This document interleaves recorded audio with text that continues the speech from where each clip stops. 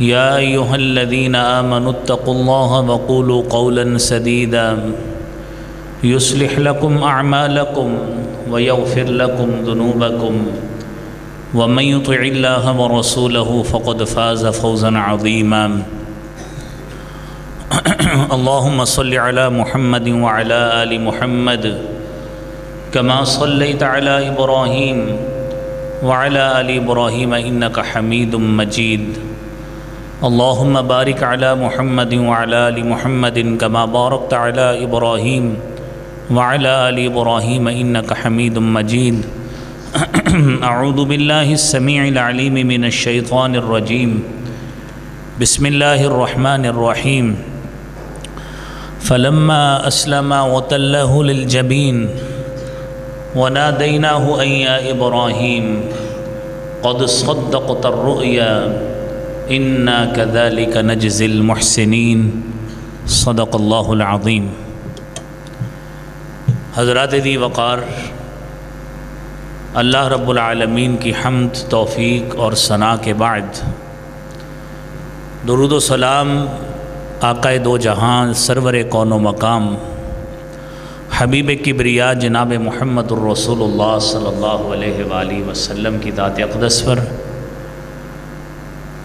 آج ہمارا جو گفتگو کا موضوع ہے وہ قربانی کے حوالے سے مسائل اور احکام ہیں، اس حوالے سے ہم گفتگو کریں گے. اللہ رب العالمین ہم سب کو شریعت کے ان مسائل پر عمل کرنے کی توفیق عطا فرمائے.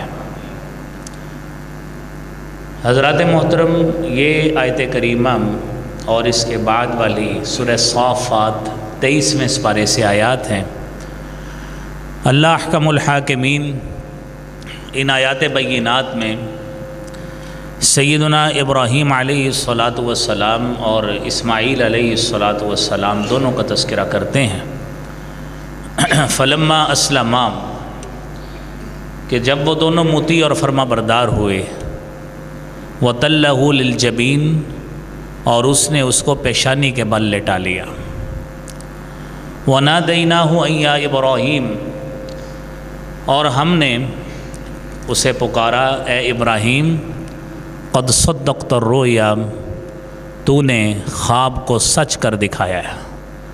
انا کذالک نجزی المحسنین، بے شک ہم اسی طرح ہی نیکی کرنے والوں کو جزا دیتے ہیں. مسند احمد کی حدیث ہے اور حدیث نمبر ہے 2707. رسول کریم صلی اللہ علیہ وآلہ وسلم ان آیات کے حوالے سے بیان فرماتے ہیں کہ جب یہ آیات بینات جو ہیں جن کا تذکرہ اس میں ہو رہا ہے کہ تَلَّهُ لِلْجَبِينِ، کہ ابراہیم نے اسماعیل کو پیشانی کے بل لٹایا، وَثَمَّ تَلَّهُ لِلْجَبِينِ، اور جب اسے پیشانی کے بل لٹایا، وَعَلَى إِسْمَاعِيلَ قَمِيصٌ، اسماعیل کے اوپر ایک قمیص تھی، ابیض، سفید رنگ کی تھی.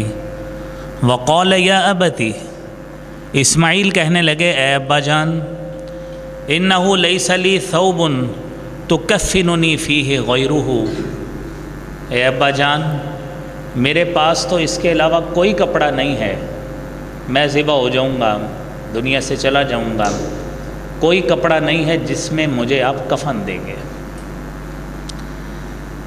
تو آپ کیا کریں؟ آپ یہ کریں، فخلعہ، آپ اسے اتار لیں، حتی تکفننی فیہ، اسے اتار لیں تاکہ آپ میرے ذبح ہونے کے بعد اسی میں ہی مجھے کفن دے دیں. رسول اللہ صلی اللہ علیہ وآلہ وسلم بیان کرتے ہیں، فعالجہ لیخلعہ، اتارنے کے لیے آگے بڑھے، فنودی من خلفہ ان یا ابراہیم قد صدقت الرؤیا، ابراہیم اسماعیل کی قمیص اتارنے کے لیے تھوڑا سا آگے ہوئے، پیچھے سے آواز آئی، فنودی، پکارا گیا، ان یا ابراہیم، اے ابراہیم، قد صدقت الرؤیا، تو نے اپنے خواب کو سچ کر دکھایا ہے. پھر کیا ہوا؟ فلتفت ابراہیم، ابراہیم نے اس آواز آنے کے بعد پیچھے مڑ کے دیکھا، فَإِذَا هُوَ بِكَبْشٍ أَبْيَضَ أَقْرَنَ أَعْيَنٍ، ایک سینگوں والا سفید رنگ کا موٹی آنکھوں والا مینڈا پیچھے موجود تھا۔ اللہ رب العالمین نے وہ آپ کو اس کے بدلے میں عطا فرما دیا۔ اور یہ حدیث ہے جو اس آیت کی تفسیر میں رسول اللہ صلی اللہ علیہ وآلہ وسلم نے بیان فرمائی، اور صحابی رسول حضرت انس رضی اللہ تعالی عنہ بیان کرتے ہیں، صحیح بخاری کی حدیث ہے 5553 نمبر، کان النبی صلی اللہ علیہ وآلہ وسلم یضحی بکبش، اللہ کے رسول صلی اللہ علیہ وآلہ وسلم اسی طرح ہی مینڈا قربان کرتے تھے اسی سنت کے احیاء کے لیے۔ وَأَنَا أُضَحِّي بِكَبْشٍ، اور میں انس بھی آپ کی سنت کی مطابقت میں اسی طرح ہی مینڈا ہی قربان کرتا ہوں۔ اب آئیے، یہ تو آپ نے اس آیت کی تفسیر سماعت فرما لی۔ سب سے پہلی بات، قربانی کی فضیلت کے حوالے سے کتنے دلائل موجود ہیں۔ اس میں کوئی شک نہیں ہے کہ یہ قربانی سیدنا ابراہیم علیہ السلام کی نسبت سے امت محمدیہ صلی اللہ علیہ وآلہ وسلم پر اس کو فقہاء نے، علماء نے فرض تک کا درجہ قرار دیا ہے، وہ آپ کے دلائل آپ سماعت فرمائیں گے۔ لیکن اس کی فضیلت کے حوالے سے علامہ ابن العربی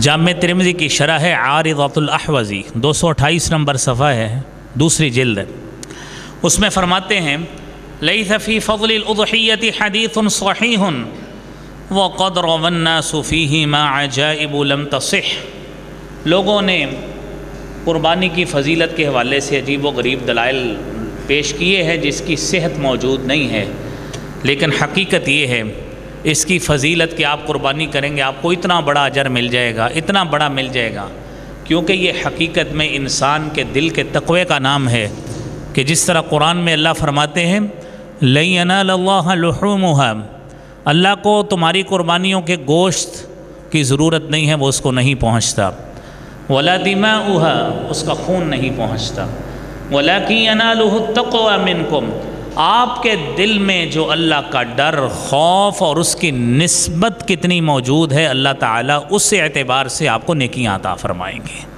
لہذا اس کی فضیلت اسی اعتبار سے ہے۔ قربانی کی حکمت کیسے معلوم ہوگی؟ وجہ کیا ہے؟ اللہ رب العالمین نے یہ ہمارے لیے یہ کیوں مشروع کی ہے اپنے نبی جناب محمد الرسول اللہ صلی اللہ علیہ وآلہ وسلم کی امت کے لیے؟ اس میں سب سے بڑی بات یہ ہے کہ ہم سب کو اللہ تعالیٰ اپنا مقرب بندہ بنانا چاہتے ہیں، اس تقرب کی خاطر، اللہ کے قرب کی خاطر، اللہ کے نزدیک ہونے کے لیے، اس کا قرب پانے کے لیے، اور اللہ رب العالمین کے نیک بندوں کے حلقے میں آنے کے لیے یہ قربانی ایک بہترین طریقہ ہے، اور اسی کا تذکرہ اللہ قرآن میں فرماتے ہیں، قُلْ إِنَّ صَلَاتِي وَنُسُكِي وَمَحْيَايَ وَمَمَاتِي لِلَّهِ رَبِّ الْعَالَمِينَ لَا شَرِيكَ لَهُ وَبِذَلِكَ أُمِرْتُ وَأَنَا أَوَّلُ الْمُسْلِمِينَ۔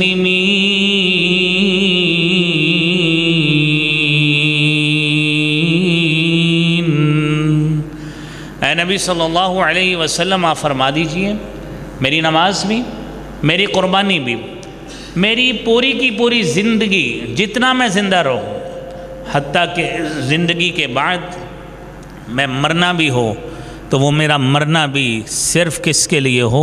اللہ رب العالمین کی ذات کے لیے۔ یہ ایک مومن کی زندگی کا مقصد ہونا چاہیے، وہ نماز ادا کرنے میں بھی یہی ہونا چاہیے، روزہ رکھتے وقت بھی یہی ہونا چاہیے۔ آج ذی الحج کے ایام گزر رہے ہیں، آپ ایک لمحہ بھی تکبیر پڑھتے ہیں، تحلیل پڑھتے ہیں اور اللہ کا ذکر بلند کرتے ہیں، مقصد یہی ہونا چاہیے کہ میرا رب مجھ سے راضی ہو جائے، میں اپنے رب کا مقرب بندہ بن جاؤں۔ اور اگر یہ اسپرٹ اور روح ہم نے حاصل کر لی تو یقینی بات ہے قربانی کا جو حقیقی معنوں میں حکمت ہے وہ ہم نے اس کو بھی پا لیا ہے۔ دوسری بات میرے بھائیوں، یہ سنت ابراہیمی ہے۔ آپ نے ابھی آیات بینات سنی، اور اسی حوالے سے اسی سنت کے احیاء کے لیے، حضرت ابراہیم و اسماعیل کی سنت کی احیاء کے لیے ہم اس قربانی کو کرتے ہیں۔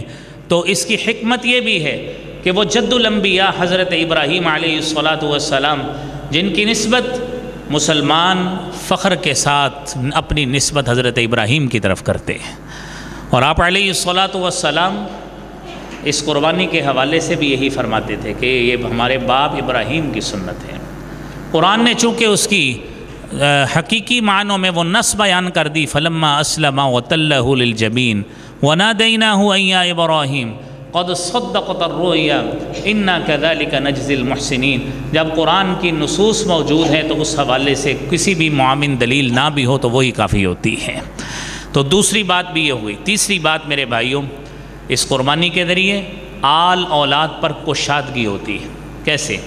آپ قربانی کرتے ہیں اور ایک باپ جو اپنے تئیں آزاد ہے اور اس کی اولاد اپنے تئیں آزاد ہے، اور وہ قربانی اور دیگر جو اس کے معاملات جو مالی لحاظ سے ہیں وہ الگ الگ اس کے اولاد کرتی ہے۔ باپ اگر چاہے اپنی اولاد کمزور ہے اور وہ ڈیزرونگ ہے، پسماندہ ہے، اگر اس کے پاس وافر پیسہ موجود ہے تو وہ اپنے ان پیسوں سے اپنی اولاد پر بھی اس میں سے صدقہ کر سکتا ہے۔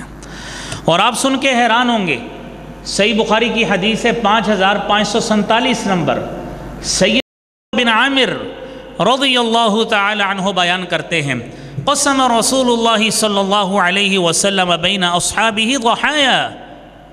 آج تو ہم میں سے کوئی شخص میرے بھائیوں، اللہ نے اس کو جتنی توفیق دی، آپ میں سے کئی دوست اللہ نے ان کو توفیق دی، کوئی 1 جانور کرتا ہے، کسی کو توفیق دی 2 کرتا ہے، کوئی 5 کرتا ہے، کوئی 10 کرتا ہے، کوئی 20 کرتا ہے۔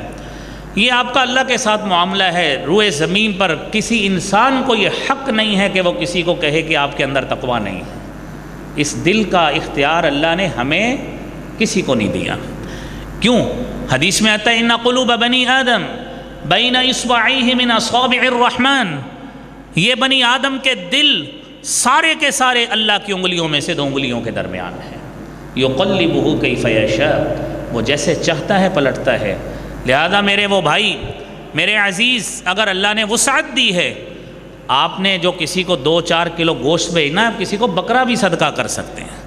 آپ سمجھتے ہیں میرا عزیز فلان، اس کے پاس قربانی کی استطاعت نہیں ہے، آپ بکرا اس کو تحفہ تن دے دیں، آپ اس کو جانور تحفہ تن دے دیں۔ صحیح بخاری کی اس حدیث پہ عمل کرتے ہوئے کہ آپ نے اپنے صحابہ میں قربانیاں تقسیم کی۔ عقبہ بن عامر کہتے ہیں میرے لیے صرف ایک جزع بچا، 1 سال کا جانور۔ میں نے اللہ کے رسول صلی اللہ علیہ وسلم سے کہا اللہ کے رسول میرے لیے صرف جزع ہی بچا ہے؟ فرمایا اسی کی ہی قربانی کرو، اللہ تمہارا یہی قبول فرمائیں گے۔ یہ صحیح بخاری کی حدیث ہے۔ لہذا میرے وہ بھائی جن کو اللہ نے استطاعت دی ہے، اپنے خاندان میں، فیملی میں، اہل علاقہ میں اگر وہ ڈھونڈیں تو یقینی بات ہے وہ اس سنت کو بھی انشاءاللہ پالیں گے۔ اور پھر اگلی بات میرے بھائیوں، شکر الہی بڑی اہم بات ہے، کیونکہ غرباء مساکین سے تو تعاون آپ کریں تو وہ جانوروں کی صورت میں کر دیں، گوشت کی صورت میں کر دیں، وہ جیسے بھی کریں وہ تعاون انشاءاللہ وہ اپنے تئیں موجود ہوگا۔ یہ بھی اس قربانی کی حکمت ہے۔ 5ویں حکمت یہ ہے کہ شکر الہی ہے۔ وہ شکر الہی کیسے؟ سورہ حج کی 37 نمبر آیت ہے، فَكُلُوا مِنْهَا وَأَطْعِمُوا الْقَانِعَ وَالْمُعْتَرَّ كَذَلِكَ سَخَّرْنَاهَا لَكُمْ لَعَلَّكُمْ تَشْكُرُونَ۔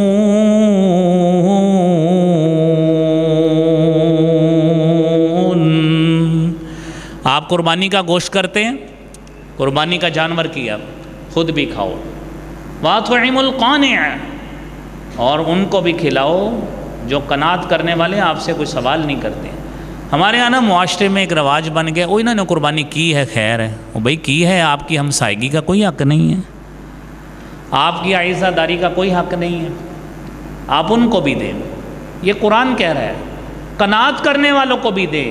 معتر جو لپٹ کر سوال کرتے ہیں نا، آپ کے گھر کے باہر بیٹھ جاتے ہیں اور ہم ان کو ویسٹیجز دے کے بھگتانے کی کوشش کرتے ہیں، قرآن کے حکم کی پیروی کیجئے۔ لپٹ کر سوال کرنے والوں کو گوشت دیں۔ آپ نے 2000 روپے کلو پھر خرید لینا ہے سارا سال، لیکن ان میں استطاعت نہیں ہے۔ لہذا جو قرآن کا حکم ہے اس کو فالو کیجیے، ان کو بھی گوشت کھلائیں تاکہ اللہ کی اس نعمت سے وہ بھی مستفید ہو سکیں۔ یہ شکر الہی کا بہترین اظہار ہے کہ اللہ نے آپ کو صاحب مال بنایا ہے۔ آپ 1 2 5 7 10 20 جانور کریں، اللہ نے آپ کو دینے والا بنایا ہے۔ الید العلیٰ خیر من الید السفلی، اوپر والا ہاتھ جو ہوتا ہے وہ نیچے والے سے بہتر ہوتا ہے۔ لہذا ان فقراء مساکین کو زیادہ سے زیادہ گوشت کھلانے کی کوشش کریں، ویسٹیجز پہ بغتاتے ہوئے ان کو ٹرخائیے گا مت۔ میرے عزیز بھائیوں، قربانی کی مشروعیت کے حوالے سے میں نے آپ سے بات کی کہ پہلی آیت فَصَلِّ لِرَبِّكَ وَانْحَرْ، اے نبی صلی اللہ علیہ وسلم قربانی کیجئے، اپنے رب کے لیے نماز بھی پڑھیے اور قربانی بھی کیجئے۔ سیدنا جندب بن سفیان رضی اللہ تعالی عنہ، صحیح بخاری کی حدیث ہے 5500 نمبر، اور صحیح مسلم کی حدیث ہے 1960 نمبر۔ صحابی بیان کرتے ہیں ضحینا مع رسول اللہ صلی اللہ علیہ وآلہ وسلم اضحیۃً، ہم نے اللہ کے نبی صلی اللہ علیہ وآلہ وسلم کے ساتھ قربانی کی ایک مرتبہ۔ فَإِذَا أُنَاسٌ قَدْ ذَبَحُوا ضَحَايَاهُمْ قَبْلَ الصَّلَاةِ، کچھ لوگوں نے اپنی قربانیاں نماز سے پہلے کر لی، قبل الصلاة، نماز سے پہلے کر لی۔ فَلَمَّا انصَرَفَ، جب آپ پھرے نماز پڑھ کے فارغ ہوئے، آپ صلی اللہ علیہ وآلہ وسلم نے ان کو دیکھا قد ذبحوا قبل الصلاة، انہوں نے نماز سے پہلے قربانی کی ہے۔ آپ نے فرمایا من ذبح قبل الصلاة، جس نے نماز سے پہلے قربانی کی، فَلْيَذْبَحْ مَكَانَهَا أُخْرَى، وہ اس کی جگہ پہ دوسری قربانی کرے کیونکہ اس کی قربانی نہیں ہوئی۔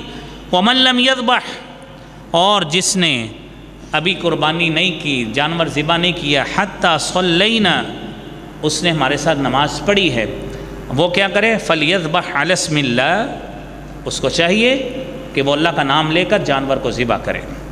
اسی لیے میرے بھائیوں، یہ چونکہ آپ نے حکم دیا ہے، یہ امر غائب کا صیغہ ہے کہ آپ نے چونکہ حکم دیا ہے، تو اس لیے علماء کہتے ہیں کہ یہ قربانی فرض ہے۔ اگلی دلیل بھی سنن ابن ماجہ کی، سیدنا ابو ہریرہ رضی اللہ تعالی عنہ بیان کرتے ہیں، ابن ماجہ کی حدیث ہے 3123 نمبر، فرمایا من کان لہ سعۃ، جس شخص کے پاس وسعت موجود ہے، فلم یضحی، اس کے باوجود وہ قربانی نہیں کرتا، فلا یقربن مصلانا، اس کو چاہیے کہ وہ ہماری عیدگاہ کے قریب بھی نہ آئے۔ یہ 3 دلائل آپ کے سامنے پیش کیے۔ ان 3 دلائل کے بعد علماء کرام فقہائے عظام یہ کہتے ہیں کہ یہ قربانی ہر صاحب حیثیت پہ فرض ہے۔ لیکن یہ بات ذہن میں رکھیے، شریعت میں قربانی کے فرض ہونے کی کوئی کوالیفیکیشن موجود نہیں ہے کہ آپ کہیں کہ اس کے پاس اتنا سونا موجود ہو، اتنی چاندی موجود ہو، اتنے پلاٹ موجود ہوں، اتنا یہ کچھ موجود ہو، یہ شریعت میں موجود نہیں ہے۔ فقہائے احناف اپنے طور پہ کچھ یہ چیزیں عرض کرتے ہیں، لیکن حدیث میں قرآنی آیت میں ایسا کوئی تذکرہ موجود نہیں ہے۔ آپ کا ضمیر کیا کہتا ہے؟ آپ کے گھر میں 20 30 40 لاکھ کی گاڑی کھڑی ہے، آپ کا کاروبار اچھا بھلا چل رہا ہے، پیمنٹس بس رکی ہوئی ہیں، تو آپ کہتے ہیں میرے اندر استطاعت نہیں ہے، تو ایسے مسلمان کو ہم بڑا مثبت سا لفظ بولتے ہیں، بس کہ اس کو حیا ہی آنی چاہیے کہ وہ اللہ کو نعوذ باللہ دھوکہ دینے کی کوشش کرتا ہے کہ کروڑوں کی جائیداد کا مالک بھی بنا بیٹھا ہے، اور آج اگر برادری میں فیملی میں اس کا کوئی بچی کی شادی ہو جائے تو دیکھنا کتنے لاکھوں لگائے گا۔ کیوں؟ لوگوں کے سامنے نظر آتی ہیں یہ چیزیں، پتہ لگتا ہے اس نے اتنا پیسہ خرچ کیا ہے، فلاں ہوٹل میں کھانا پکایا ہے، فلاں ہوٹل کی بکنگ کرائی تھی، پتہ لگتا ہے۔ قربانی کا تو تعلق اللہ کے ساتھ ہے، یہ لوگوں کو کیسے پتہ لگے گا؟ لہذا ان چیزوں کو مد نظر رکھتے ہو، آپ جس طرح باقی چیزوں کا قرض لیتے ہیں، آپ کو پتہ ہے آپ نے مہینے 2 مہینے 4 مہینے بعد دے دینا، آپ قرض لے کے قربانی کر لیں، اس میں کون سا حرج ہے؟ جب آپ کے پاس وسائل موجود ہیں۔ یہ تو وہ شخص ہے جس کے پاس کچھ بھی نہیں ہے، وہ تنگ دست آدمی ہے، اس کے پاس مکان کا کرایہ دینے کے پیسے نہیں ہیں، اس کے پاس بل کے پیسے نہیں ہیں، بچوں کی فیسوں کے پیسے نہیں ہیں، اس کو تو ہم اس سے استثناء دے دیتے ہیں۔ لیکن جس کے پاس سارا کچھ موجود ہے، وہ کون سا استثناء لینے کی کوشش کرتا ہے کہ میری صرف پیمنٹ فلاں جگہ سے رکی ہوئی ہے، میں اس لیے قربانی نہیں کروں گا؟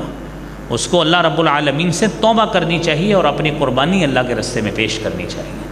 اور پھر میرے بھائیوں، پھر جتنی جتنی وسعت موجود ہے اس کے مطابق قربانی کریں۔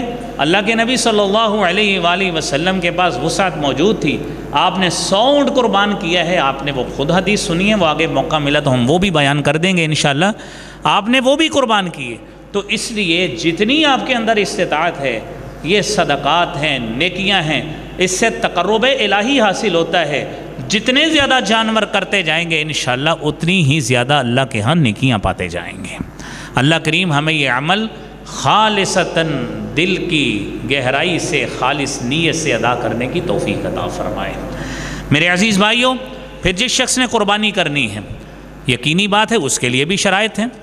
سب سے پہلی شرط یہ ہے کہ وہ راسخ العقیدہ مسلمان ہو، اور یہ بات حقیقت ہے کہ اگر وہ مسلمان نہیں ہے تو وہ قربانی تو نہیں کرے گا، کیونکہ یہ بات تو اس سے بھی ایک الگ مسئلہ موجود ہے کہ وہ لوگ جو مسلمان نہیں ہیں، جن کا تعلق عیسائیت کے ساتھ ہے، اس میں بھی 2 فرقے موجود ہیں، اور وہ ذبیحہ حضرت اسماعیل کو نہیں بلکہ وہ حضرت اسحاق علیہ السلام کو کہتے ہیں، اس لیے وہ قربانی کا گوشت بھی آپ سے نہیں کھائیں گے۔ وہ کہتے ہیں کہ ہم اس کو اپنے مذہب کے مطابق جائز ہی نہیں سمجھتے۔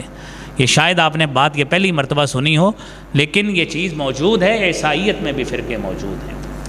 دوسری بات میرے بھائیوں، کہ جس شخص نے قربانی کرنی ہے، سیدنا ام سلمہ رضی اللہ تعالی عنہا بیان کرتی ہیں، اور یہ مسئلہ پچھلی مرتبہ اور ضمن میں بیان کیا تھا، اب یہ قربانی کے حوالے سے فرمایا، اذا رأیتم ہلال ذی الحجہ، جب تم ذی الحجہ کا چاند دیکھو، واراد احدکم ان یضحی، تم میں سے کوئی شخص قربانی کرنا چاہتا ہے، فلیمسک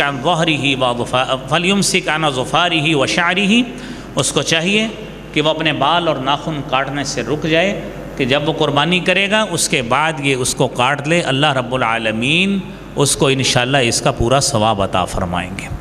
وہ اس سے الگ مسئلہ ہے کہ جس کے پاس قربانی کی استطاعت نہیں ہے، وہ صحابی بھی اللہ کے رسول صلی اللہ علیہ وسلم کے پاس آتا ہے کہ حضور میرے پاس تو کچھ بھی نہیں ہے۔ آپ نے یہ حدیث تو سنی کہ وہ قربانی چاہتا ہے، وہ بھی رک جائے، اور جو دوسری بات سنانے لگا جس کے پاس استطاعت ہی نہیں ہے، میں کیا کروں؟ آپ نے اس کو کہا کہ آپ اپنے جسم کے بال اور ناخن کاٹنے اتارنے سے رک جائیں، جب نماز عید پڑھ لیں تو آپ یہ کاٹ لیجئے گا، اللہ تجھے قربانی کا ثواب عطا فرما دے گا۔ لیکن وہ شخص جس کو ہم تنگ دست کہتے ہیں، جس کو فقیر مسکین کہتے ہیں، یہ وہ شخص ہے، یہ غالباً ہم میں سے اللہ رحم کرے کوئی بھی ایسا شخص نہیں ہے جو اس کیٹیگری میں آتا ہو۔ بہرحال مسئلہ آپ نے سمجھ لیا۔ اگلی بات میرے بھائیو، جانور کیسا ہونا چاہیے؟ سب سے پہلی بات سورہ حج کی 34 نمبر آیت، وَلِكُلِّ أُمَّةٍ جَعَلْنَا مَنْسَكًا لِيَذْكُرُوا اسْمَ اللَّهِ عَلَى مَا رَزَقَهُم مِّن بَهِيمَةِ الْأَنْعَامِ فَإِلَٰهُكُمْ إِلَٰهٌ وَاحِدٌ فَلَهُ أَسْلِمُوا وَبَشِّرِ الْمُخْبِتِينَ۔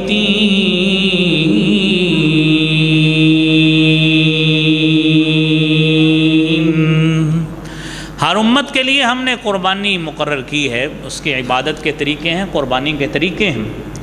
لِيَذْكُرُوا اسْمَ اللَّهِ عَلَى مَا رَزَقَهُم مِّن بَهِيمَةِ الْأَنْعَامِ، تاکہ جو بہیمۃ الانعام ہم نے بنائے ہیں، ہم نے پیدا کیے ہیں، ہم نے ان کو رزق دیے، اس پر اللہ کا نام لے۔ اور بہیمۃ الانعام کی آگے وضاحت سورہ انعام میں ہوتی ہے،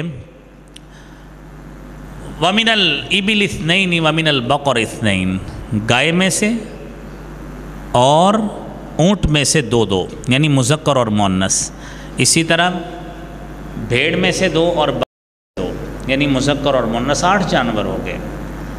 تو یہ 8 جانور یہ شریعت میں ہمارے لیے مشروع کیے گئے ہیں۔ اب یہاں پہ یہ بات میں مد نظر رکھنی چاہیے ہم سب کو کہ ہمارے لوگ جان بوجھ کر متنازع مسئلے کی طرف پڑھتے ہیں۔ ایک چیز آپ کے پاس وافر موجود ہے، گائے موجود ہے، بکرے موجود ہیں، تو آپ یہ بھینس کی نسل کی طرف کیوں جاتے ہیں؟ علماء کا اس میں اختلاف ہے، اور یہ اہل علم کی شان نہیں ہے کہ وہ یہ بات کہیں کہ یہ کٹا کھل گیا ہے، یہ اہل علم کی شان نہیں ہے، یہ اجتہادی مسائل کو تضحیق کا نشانہ نہیں بناتے، آپ جتنے مرضی بڑے عالم ہوں، لیکن یہ ایسی باتیں کہنا یہ عالم دین کی شان نہیں ہوتی۔ اجتہادی مسائل میں ہر عالم کی اس کو صاحب الرائے سمجھنا چاہیے، اس کی قدر کرنی چاہیے۔ بات یہ ہے، اور اب ہمارے ہاں یونیورسٹی میں ویٹنری میڈیسنز کا ڈپارٹمنٹ ہے، اینیمل ہسبینڈری کی پوری فیکلٹی ہے۔ ہم جب ان سے بات کرتے ہیں کہ آیا اس کی نسل کے حوالے سے اور گائے اور بھینس کی نسل کے بارے میں ذرا ڈفرینس تو کریں، تو وہ کئی فرق بتاتے ہیں، وہ میں آپ کے سامنے رکھ دیتا ہوں۔ لیکن اس کے باوجود ہم یہ بات کہتے ہیں کہ علماء کا اس میں اختلاف ہے، ہمارے پاس یہ دلائل ہے، ہم اس کو فالو کرتے ہیں۔ مثلاً کہ گائے کا آپ مکھن نکالیں گے وہ یلوئش ہوگا، اس کا پیلا سا رنگ ہوگا۔ بھینس کا مکھن نکالیں گے وہ سفید ہوگا۔ گائے کے جو سینگ ہیں وہ سیدھے ہوتے ہیں، بھینس کے سینگ کنڈلے ہوتے ہیں۔ آپ گائے کا بھینس کے ساتھ سیکشول کراس نہیں کر سکتے، نسل کے لیے ہو ہی نہیں سکتا، اس کی ولادت ہی نہیں ہو سکتی۔ تو یہ کتنا بڑا فرق آ گیا۔ پھر ظاہری فرق میں یہ ہے کہ بھینس جو ہے وہ جوہڑ میں پانی میں جانا بڑا پسند کرتی ہے، گندے پانی میں بھی گائے نہیں کرتی۔ تو یہ کئی اپنے اپنے طور پہ فرق ہیں جو یہ ڈپارٹمنٹس ہیں نا جو اینیمل ہسبینڈری کے، وہ یہ فرق کرتے ہیں۔ اس کے علاوہ بھی اہل علم میں کچھ چیزیں بیان کی ہیں۔ باقی یہ ضرور ہے کہ زکوٰۃ میں اللہ کے نبی صلی اللہ علیہ وسلم نے ان کو اکٹھے رکھا ہے۔ رسول اللہ صلی اللہ علیہ وآلہ وسلم نے، صحابی بیان کرتے ہیں 10 سال آپ مدینہ میں رہے، ہر سال قربانی کی، ایک مرتبہ بھی آپ نے اس نسل کی نہیں کی۔ صحابہ کرام سے بھی یہ بات ثبوت پہ شامل ہی نہیں ہے، ثابت ہی نہیں ہے۔ تو بہرحال پھر بھی یہ اجتہادی مسئلہ ہے۔ آپ کے پاس جب یہ چیزیں وافر موجود ہیں تو آپ نے متنازع مسئلے کی طرف کیوں جانا ہے؟ مشتبہ مسئلے کی طرف جائیے گا ہی نہیں کہ جس میں علماء کی آراء مختلف ہیں۔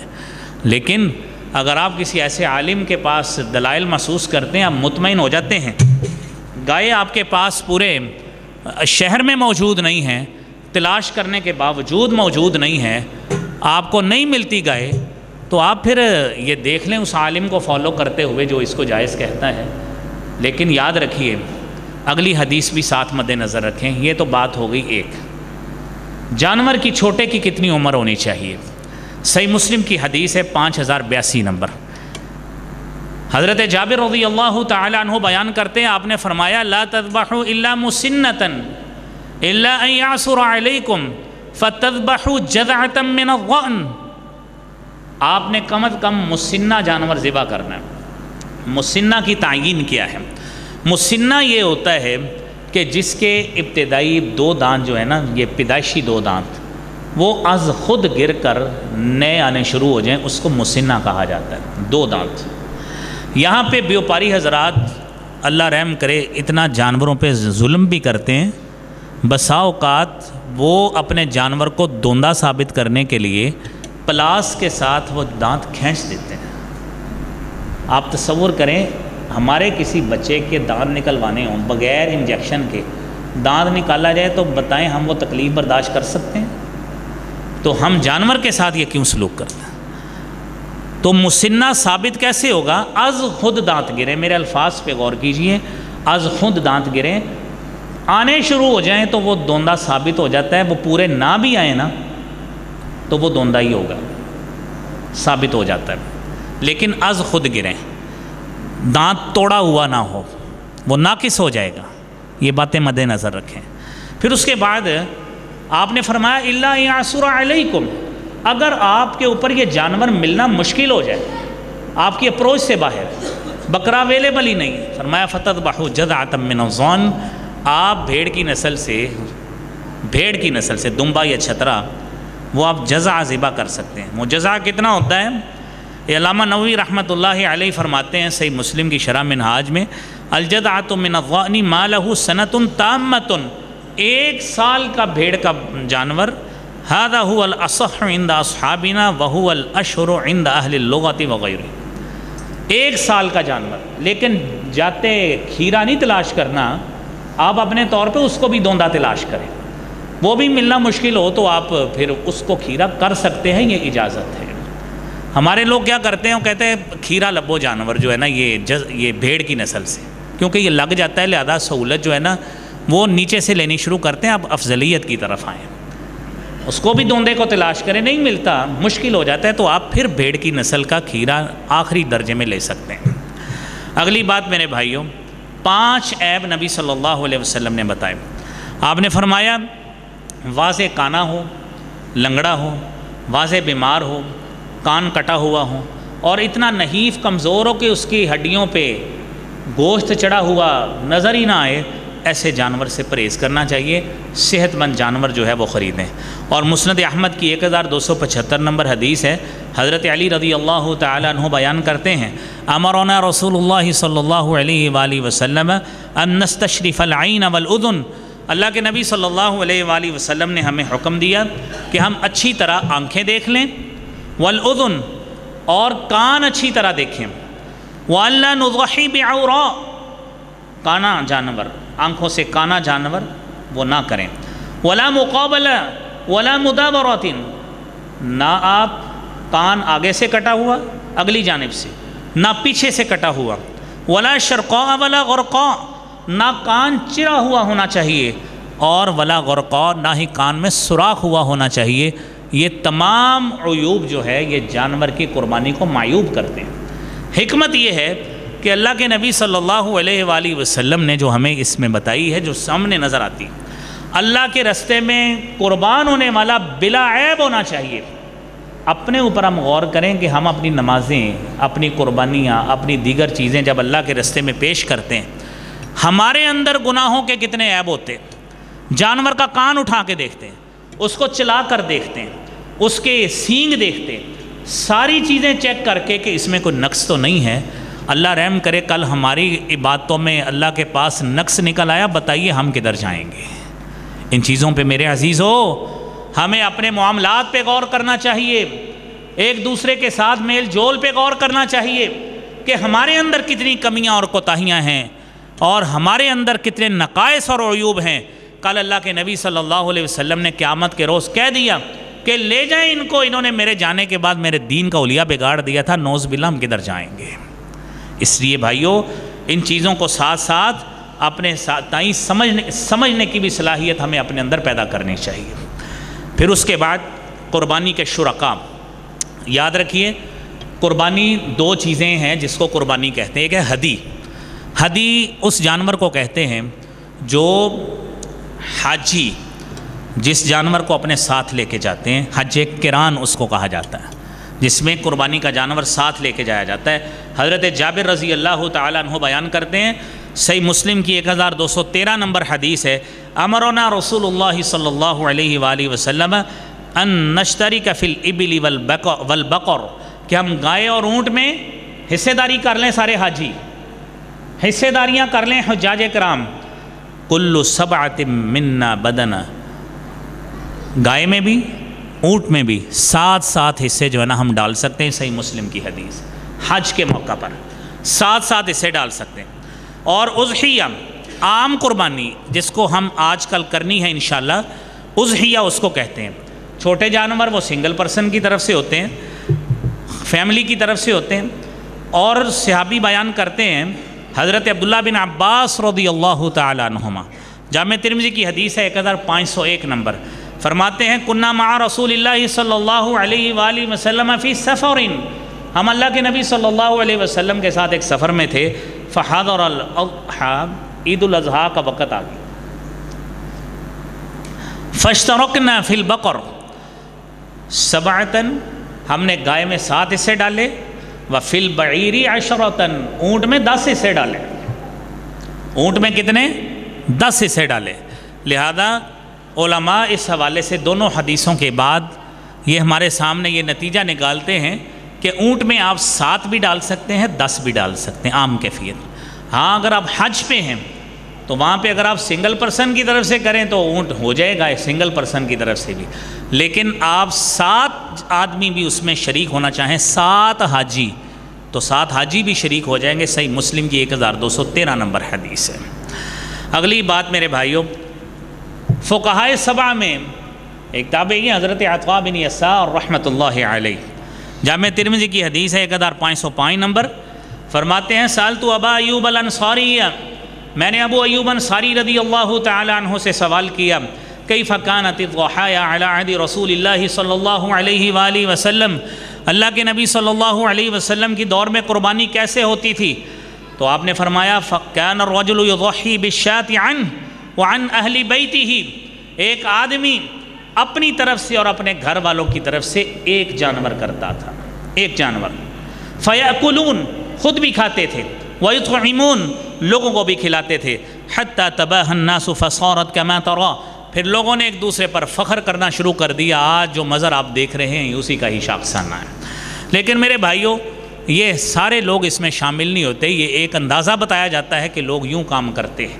اللہ کریم سے ہم دعا بھی کرتے ہیں کہ مولا کریم ہم نے 1 2 5 7 10 15 جتنے بھی جانور ہم میں سے کسی شخص نے بھی لیے ہیں، اللہ کریم ان سب کو خلوص کے ساتھ اپنی بارگاہ میں قبول و منظور فرمانا۔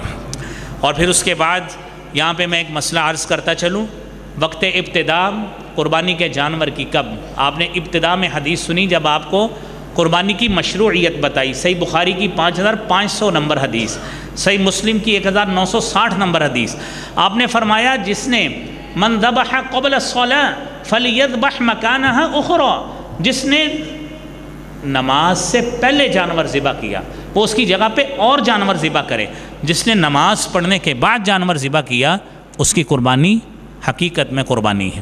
یہاں پہ ایک انتہائی اہم مسئلہ میں عرض کیا چلو، ہمارے لوگ پتہ کیا کرتے ہیں ہمارے معاشرے میں، حاجی صاحب کہتے ہیں بے پتر میں 7 بجے والی عید پڑھوں گا، تو ذرا نا 5:15 والی پڑھا، میرے آتے جانور جو ہے نا وہ گرا لینا۔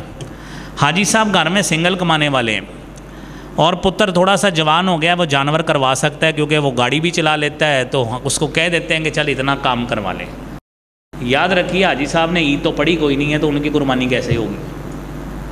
سوچئے کہ ہم نے کتنے جانور آج تک ضائع کیے ہوں گے کہ آپ عید پڑھی کوئی نہیں ہے، اپنی طرف سے قربانی ہے، اور آپ عید پڑھنی ہے 7 بجے اور اپنے سے پہلے جانور قربان ہو رہے ہوتے ہیں۔ کس وجہ سے؟ سوچئے، اگر آپ کو زیادہ شوق ہے جلدی جانور قربان کرنے کا، الحمدللہ ہم نے بھی 5:30 ٹائم رکھا ہے، 5:30 رکھا ہے، میرا خیال ارلیسٹ ٹائم ہے 2nd نمبر پہ، تو آپ آئیں انشاءاللہ نماز عید سنت کے مطابق ادا کریں، اور سنت کے مطابق عید ادا کر کے اسی طرح سنت کے مطابق قربانی کریں۔ اللہ کریم ہمارے ان قربانیوں کو قبول فرمائے۔ میرے عزیز بھائیوں، سیدنا براء بن عازب رضی اللہ تعالی عنہ بیان کرتے ہیں، کیونکہ صحابی نے ایک نے ایسے ہی کیا، اور وہ خود کہتے ہیں کہ میرے ماموں ابو بردہ نے نماز سے پہلے ذبح کر لیا تھا۔ آپ نے فرمایا ان کو بھی کہ من ذبح قبل الصلاة فإنما يذبح لنفسه، جس نے نماز سے پہلے ذبح کیا ہے اس نے اپنے لیے کیا، اس کی قربانی کوئی نہیں ہے۔ اور ومن ذبح بعد الصلاة فقد تم نسکہ واصاب سنت المسلمین، جس نے نماز کے بعد کیا اس نے ہماری سنت کو پایا اور اس نے حقیقی مسلمانوں کا طریقہ پایا ہے، اور اسی کی ہی صحیح قربانی ہے۔ فقد تم نسکہ، اس کی قربانی مکمل ہے۔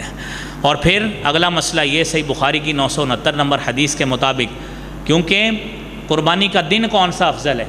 یاد رکھیے سب سے پہلا دن 10 ذی الحج، جس کو حجاج کرام کے حوالے سے یوم النحر کہا جاتا ہے، وہ دن سب سے زیادہ فضیلت والا دن ہے، تو اس وجہ سے کیونکہ وہ ذی الحج کے ابتدائی 10 دنوں میں آتا ہے، اور آپ نے اس کی فضیلت پچھلے جمعے سن لی ہے، تو لہذا یہ عمل بھی کرنا چاہیے۔ پھر اس کے بعد آپ صلی اللہ علیہ وآلہ وسلم نے کچھ ذبح کے آداب بتائے۔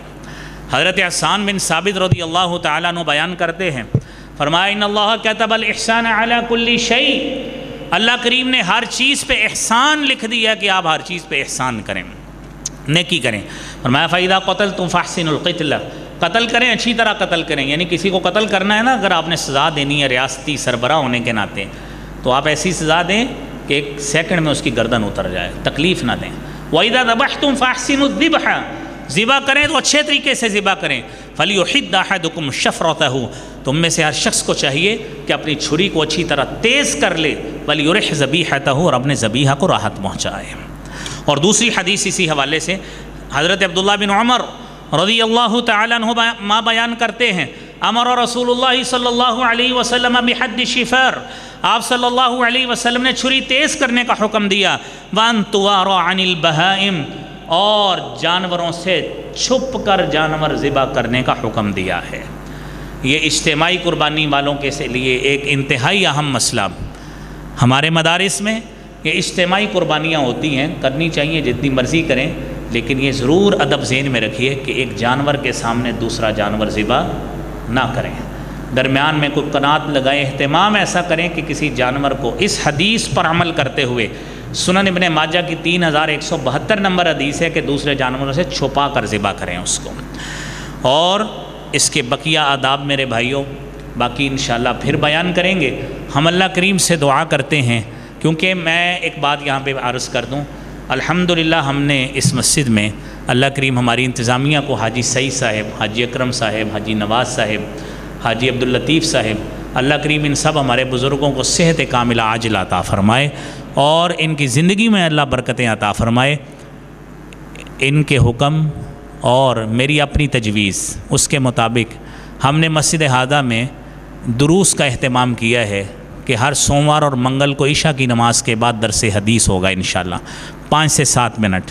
یہ ایک تربیتی نشست بھی مختصر سی ہے، آپ کے اپنے مسائل ہوتے ہیں، گھریلو مسائل ہوتے ہیں۔ ہم نے دفتر بنایا ہے کاؤنسلنگ سینٹر کے لیے، جو دفتر موجود ہے، آپ نے پرائیویٹ مسئلہ آپ سے ڈسکس کرنا ہے، ہم انشاءاللہ حاضر۔ ہر سوموار منگل کو انشاءاللہ مغرب کے بعد میں نے آ جانا ہے اور عشاء کی نماز پڑھ کے درس دے کے انشاءاللہ جایا کرنا ہے۔ جو بقیہ مسائل ہیں یہ ان دروس میں بیان کریں گے، یہ سارا سال انشاءاللہ یہ سلسلہ چلے گا۔ یہ عید کے بعد ہم باقاعدہ حدیث کی کتب انشاءاللہ شروع کریں گے۔ میری اللہ سے دعا ہے اللہ کریم یہ ہمارا عمل ہمیں خلوص نیت عطا فرمائے، انتظامیہ کا اس میں تعاون اور آپ ساتھیوں کا سننے کے حوالے سے تعاون اپنی بارگاہ میں قبول فرمائے۔ وآخر دعوانا الحمدللہ رب العالمین۔